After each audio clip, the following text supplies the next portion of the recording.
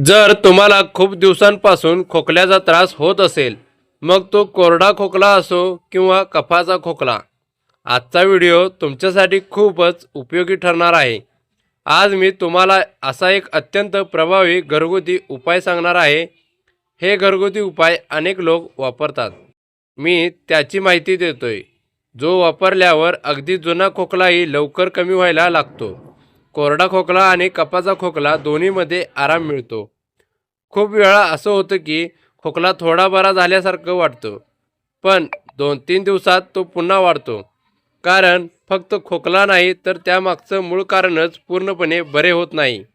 जर तुम्ही वेगवेगळी औषधं, कफ सिरप घेऊन थकले असाल आणि तरीसुद्धा आराम मिळत नसेल, तर हा उपाय एकदा नक्की करून पहा. मी खात्रीने सांगतो, तुम्ही निराश होणार नाही. रिझल्ट खूपच चांगला मिळेल. चला तर मग वेळ न घालवता हा महत्त्वाचा व्हिडिओ सुरू करूया. खोकल्यासाठी प्रभावी घरगुती औषध या उपायाचा खास वैशिष्ट्य असं आहे की तो फक्त खोकला थांबवत नाही, तर छाती आतून स्वच्छ करतो.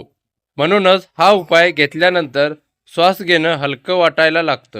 हा उपाय मोठ्यांसाठीही आणि मुलांसाठीही वापरता येतो. हे औषध बनवण्यासाठी तुम्हाला फक्त 5 सोपे घटक लागतील, जे सहज तुमच्या स्वयंपाकघरात मिळतील.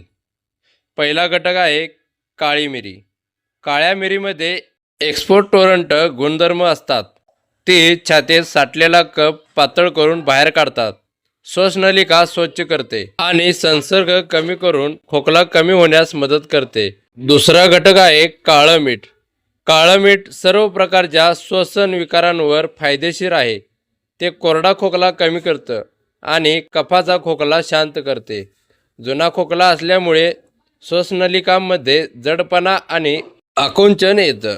काळं मीठ हा जडपणा कमी करून श्वासनलिका सैल करतं, श्वास घेणं सोपं करतं आणि खोकला कमी होतो. तिसरा घटक आहे ओवा. ओवा छातीतील कोंडी कमी करतो, कफ बाहेर काढण्यास मदत करतो आणि सर्दी खोकल्यावर प्रभावी ठरतो. चौथा घटक आहे वेलची. छोटी वेलची असे घटक असतात जे घशातील संसर्ग कमी करतात, छाती स्वच्छ करतात आणि साठलेला कफ बाहेर काढून खोकल्यात आराम देतात. फक्त वेलचीतील दाणे वापरायचे. पाचवा घटक आहे आले. आल्यामध्ये दाह कमी करणारे गुणधर्म असतात. ते छातीतील सूज कमी करते, कफ साफ करते आणि श्वसनलिकांना आराम देते. म्हणून खोकल्यात लवकर फरक जाणवतो. आता बघूया हे औषध बनवायची पद्धत. 1 4 टीस्पून काळी मिरी पावडर, 1 4 टीस्पून काळे मीठ, 1 टीस्पून ओवा, 1 टीस्पून किसलेलं आले, 2 छोट्या वेलची, फक्त दाणे. घाई न करता शांतपणे बनवणं महत्त्वाचं आहे, कारण योग्य पद्धतीने तयार केल्यावरच त्याचा परिणाम लवकर दिसतो. सगळे घटक एकत्र नीट मिसळा. एका नॉनस्टिक कढईत 5 टेबलस्पून गूळ घ्या. गूळ जळू नये म्हणून थोडंसं पाणी घाला. गॅस अगदी मंद आचेवर ठेवा.